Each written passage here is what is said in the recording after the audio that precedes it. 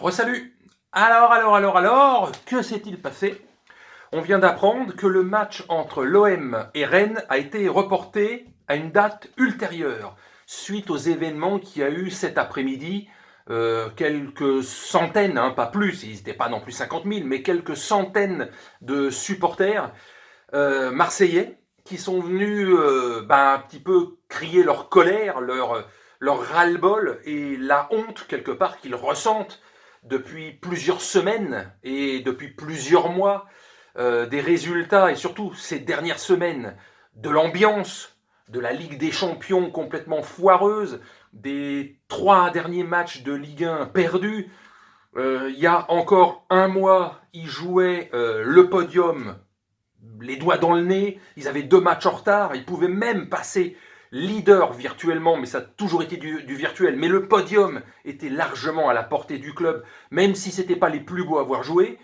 Mais tout ce ras-le-bol a fait qu'aujourd'hui, le club ne jouera pas le match ce soir, c'est repoussé. Apparemment, ils ont tenté de forcer, on a vu quelques images, tenté de forcer la commanderie, etc., etc. Ils auraient bousculé certaines personnes du club, voire même certains joueurs qui ont voulu peut-être s'interposer comme Alvaro. Enfin, ça reste à confirmer après, mais selon la presse espagnole. Donc à voir. En tout cas, suite à ces événements-là, ça a été repoussé le match. Donc il n'aura pas lieu ce soir, dans quelques jours, dans quelques semaines, quand il y aura une date de libre. Donc chaud. Mais enfin, est-ce vraiment une surprise? Depuis le début de saison, match à huis clos.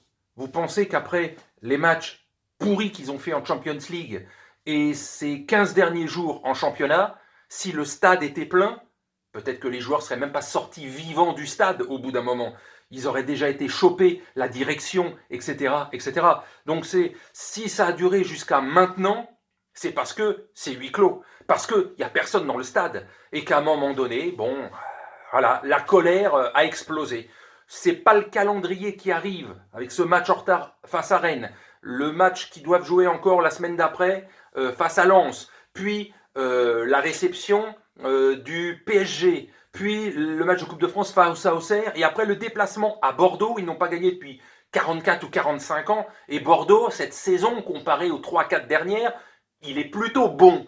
Donc c'est un calendrier chaud, où il risque de perdre plus de points que d'en gagner. Donc à un moment donné, voilà, ce qui semble logique. Quand tout part en vrille, quand l'entraîneur annonce déjà qu'il sera probablement plus l'entraîneur la saison prochaine, qu'il annonce que les joueurs s'aiment pas, etc. Même si beaucoup de gens le savaient, que certains joueurs comme Thauvin et Payet ne s'aimaient pas, mais tu le jettes en pâture pour que ça soit encore plus, ça devient n'importe quoi. Le seul qui fait du boulot correct, c'est Longoria. Il essaie de recruter des joueurs, il dégage des joueurs comme Strootman, comme Mitroglou, et il vend autour d'une quinzaine de millions un joueur comme Sanson. Il essaie de recruter, il a quelques pistes. Pour moi, on va quand même suivre ce qui va se passer jusqu'à la fin de saison, mais pour moi, la saison est morte, d'accord? Le podium, c'est méga mort, voire même l'Europa League.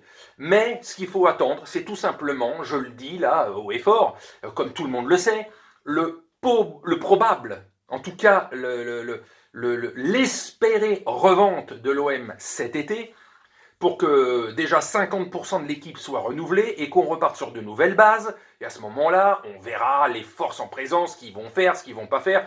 Et de toute façon, il faudra plusieurs années. De toute façon, même après le possible rachat cet été, le probable, normalement, il faudra quand même quelques années pour que l'OM soit compétitif, pour viser éventuellement une place en finale de Ligue des Champions. Ça ne va pas être dès la saison d'après. Il faudra peut-être 3-4 ans pour avoir une équipe super compétitive pour aller peut-être loin, très loin dans cette compétition. Si la Ligue des Champions, après 2024, existe encore. D'accord? Je ferai une vidéo bientôt sur la Super League et le danger que ça va vraiment poser dans tout le football mondial. Mais donc voilà, ce match est repoussé à une date ultérieure. C'est chaud, c'est très chaud. Fallait un moment s'y attendre. C'est pas vraiment une surprise. C'est voilà, c'est quand ça pète, ça pète. Et la direction, c'est simplement, c'est trop tendu du slip, etc. Donc on repousse le match. Ok, d'accord. Mais franchement, vous avez tenu, je pense, aussi longtemps parce que c'est huis clos. Sinon, ça ferait un paquet de semaines que déjà, je pense que quelques centaines, voire quelques milliers de supporters vous seraient tombés dessus, quoi. Voilà. Donc, ça a tenu plus longtemps parce qu'il n'y avait personne dans le stade. Et que tout le monde se frisait les moustaches en disant « Qu'est-ce qu'on en a à foutre de la pression? On ne les voit jamais. » Maintenant, vous les avez vus. Imaginez un stade plein. Depuis 1 ou 2 mois, à mon avis, vous auriez déjà... voilà. Vous auriez déjà fait un boulot de retourner vos consciences, votre veste, tout ce que vous voulez, les joueurs, la direction, tellement que vous seriez comme ça, quoi. Bon allez, sur ce, donc pas de débrief ce soir, je vais voir. Donc, journée de demain, et peut-être un petit débrief ce soir ou une vidéo, je sais pas. C'est pas sûr, pas plus que ça.